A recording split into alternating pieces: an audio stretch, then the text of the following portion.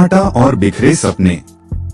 कभी कभी जिंदगी आपको एक ऐसी जगह ले आती है जहां पीछे मुड़कर देखने पर सिर्फ खालीपन नजर आता है। न कोई अपना न कोई पराया, बस एक अंधीन सन्नाटा।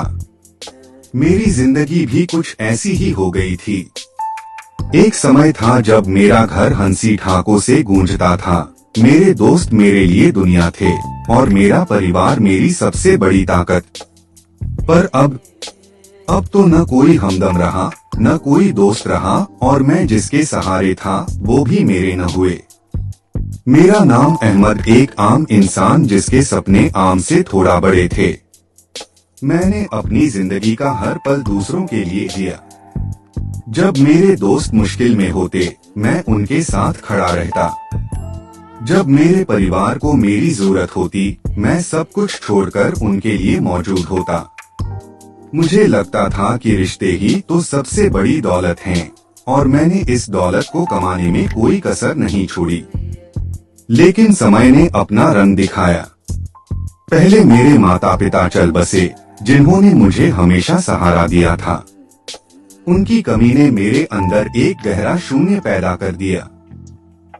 फिर मेरे बचपन के दोस्त, जिनके साथ मैंने जीवन के हर सुख दुख को साझा किया था, धीरे धीरे अपनी अपनी दुनिया में खो गए। कोई शादी के बंधन में बंध गया, कोई शहर छोड़कर चला गया, और कुछ तो बस अब फोन पर नमस्ते कहकर ही अपना कर्तव्य निभा लेते थे।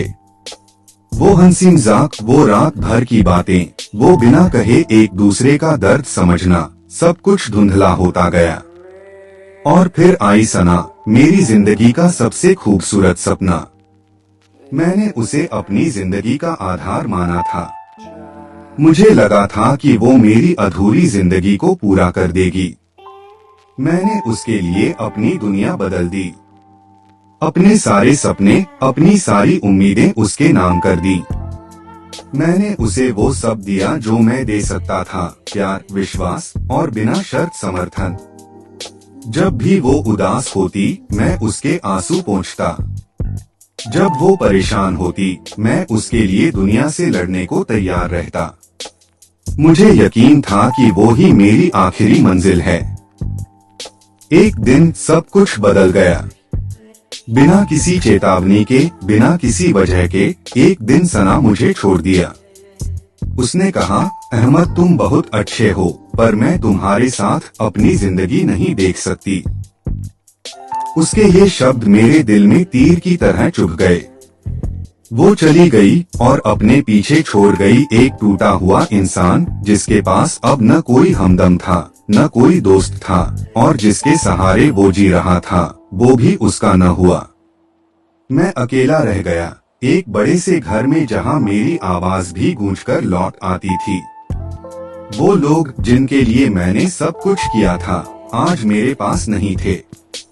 वो दोस्त जो कभी मेरी जान थे, अब अनजान थे। और वो सना जिसने मेरे सपनों को रंगीन बनाया था, उसने मुझे रंगहीन कर दिया था। रातें करवट बदलते हुए गुजरने लगी।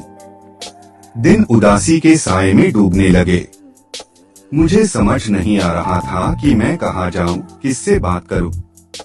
मेरा हर विश्वास टूट चुका था। मुझे लगा कि मैंने अपनी जिंदगी में जो कुछ भी बनाया था, वो सब रेत का महल था, जो एक ही झटके में ढह गया। मैं अब अकेला था, टूटे हुए दिल और बिखरे हुए सपनों के साथ।